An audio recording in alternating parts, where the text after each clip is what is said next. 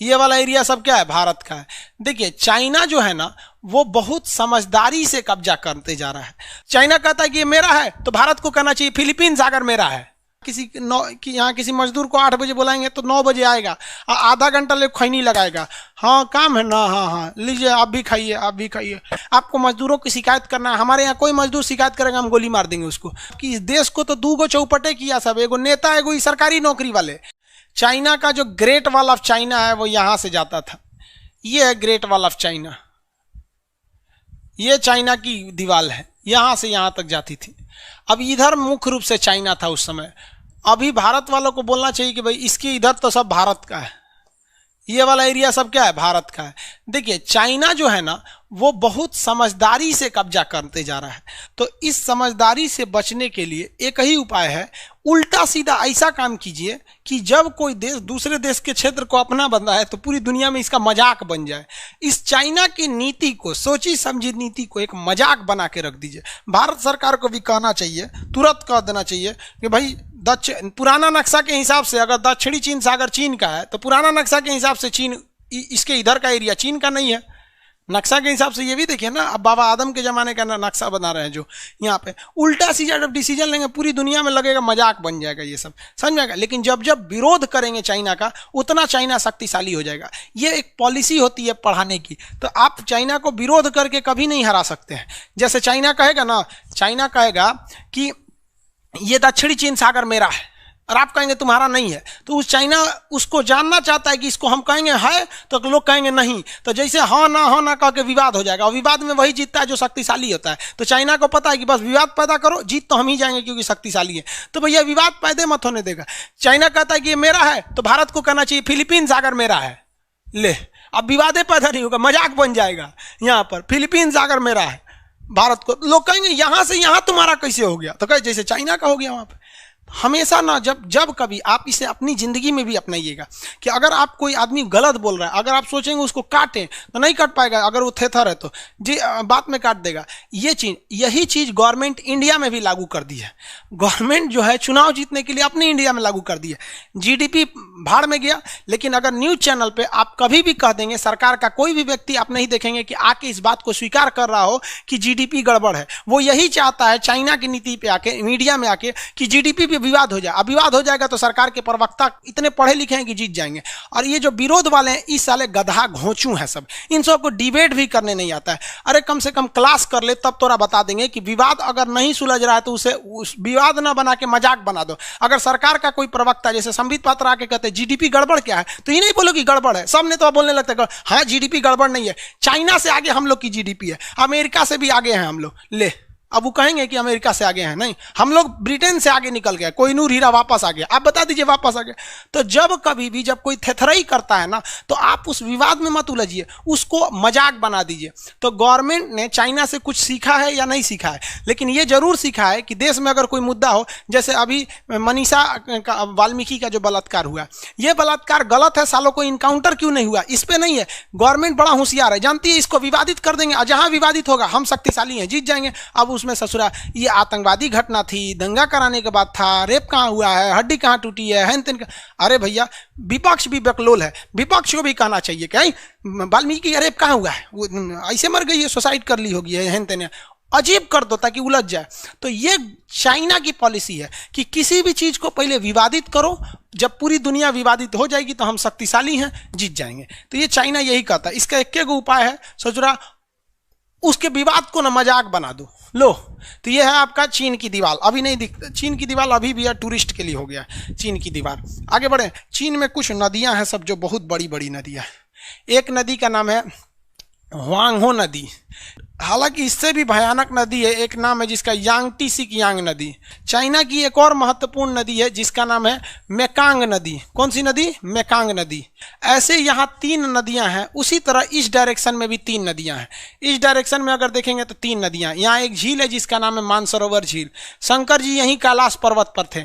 मजाल किसी का कह दे कि चाइना हम शंकर जी का कैलाश पर्वत लेकर आएंगे, पूरी दुनिया को पता है कि शंकर जी किस पर्वत पर रहते थे, कैलाश पर्वत पर, मानसरोवर में। जाते हैं चलो आराम से मानसरोवर यात्रा, कैलाश यात्रा। एक बार भी बोलिए ना, विवाद पैदा कर दीजिए कि हमारा धार्मिक स्थल है, अगर तुम्हारा है तो तुम्हारे धर्म के लोग पूजा क्यों नहीं करते हैं? समझ में आएगी नहीं? नहीं, अरे चाइना है ना, डर जाएंगे, अरे चाइना चाइना बकलोल। यहाँ मानसरोवर झील है, यहाँ से 3 नदियां निकलती हैं, एक सिंधु, एक सतलज और एक ब्रह्मपुत्र। सिंधु सतलज जाके आपस में एक में मिल जाती है। एशिया में जितनी बड़ी नदियां हैं सब चाइना से निकलती हैं। चाइना अगर सारी नदियों पे चाइना ने बांध बना के रख दिया है। अगर 6 महीने तक बांध के पानी को रोक के अचानक फाटक खोल देगा ना तो पूरे देश में बाढ़ आ जाएगा। पूरे एरिया में क्या आ सकता है? बाढ़ आ सकता है। चाइना ने क्या किया, इतना डेवलप कैसे हो गया? चाइना ने ओपन मार्केट पॉलिसी अपनाया। पूरी दुनिया के लोगों से कहा कि देखो, आप लैपटॉप बनाते हो, कुछ भी बनाते हो, बनाते तो एक ही देश में हो, बेचते हो हर जगह।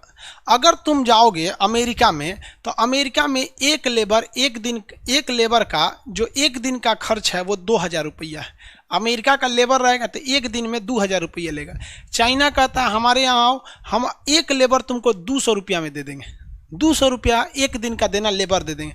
तो कंपनियों ने देखा कि चलो हम अमेरिका में प्लांट डालेंगे तो लेबर खर्चा एक दिन का 2000 है, उतना 2000 में तो हम 10 गो लेबर चाइना में रख देंगे। और चाइना ने ऑप्शन दिया है कि अगर कोई लेबर काम ठीक से नहीं करता है ना, आप एक बार रिपोर्ट दीजिए, मोकरा भगा के दूसरा भेज देंगे।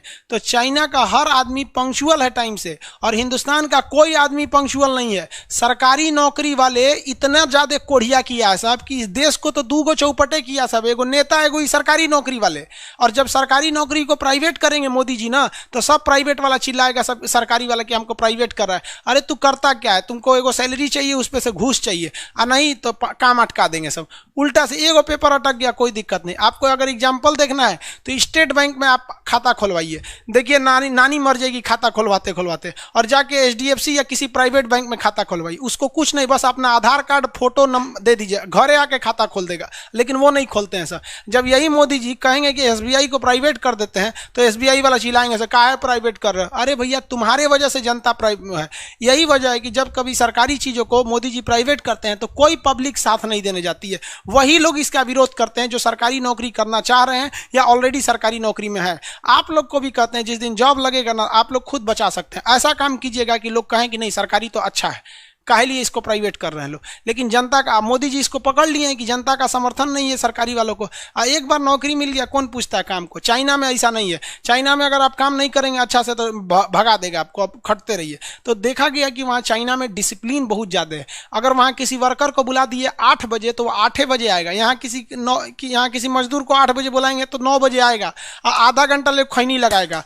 हाँ काम है ना, हाँ लीजिए आप भी खाइए, आप भी खाइए, हाँ 9 बजे। साला जब वो आएगा ना तो उसको अपना टाइमिंग नहीं दिखेगा कि हम 8 बजे की जगह 10 बजे आ रहे हैं।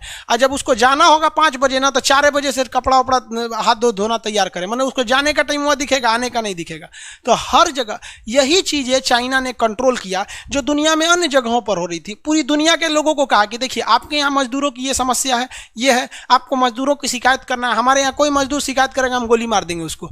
वहाँ 10-15 को मजदूर को गोली मारा, बाकी कोनो मजदूर शिकायतें नहीं करता, आएगा टाइम से काम करके टाइम से चल जाएगा। यहाँ पर ये देखा विदेशी कंपनियों ने तो चाइना में चली गई। चाइना ने कहा कि आप टेंशन नहीं लीजिए, हम आपको सड़क देंगे, आपको कहीं जाम हम नहीं फंसेगा। हिंदुस्तान में अगर सुधा दूध वाला आ रहा है ट्रक लेके, जाम में फंस जाएगा उसका 3 घंटा, गांधी सेतु पुल पर उसका आधा दूध ट्रके में फट जाएगा वहाँ पे। यहाँ पे चाइना का ये सब समस्या नहीं है, हम आपको इकोसिस्टम देंगे, हम यहाँ पर 1 नंबर व्यवस्था देंगे। यहाँ कोई लेबर यूनियन नहीं होगा। हमारे यहाँ कोनो लेबर को कोई सस्पेंड कर दिया, हमारी मांगे पूरी करो, हड़ताल मारो, फैक्ट्री जला दो, ये कर दो, मारा चाइना धज्जी उड़ा के रख दिया। तो कहीं ना कहीं अपनी बर्बादी के लिए हम लोग भी जिम्मेदार बन जाते हैं।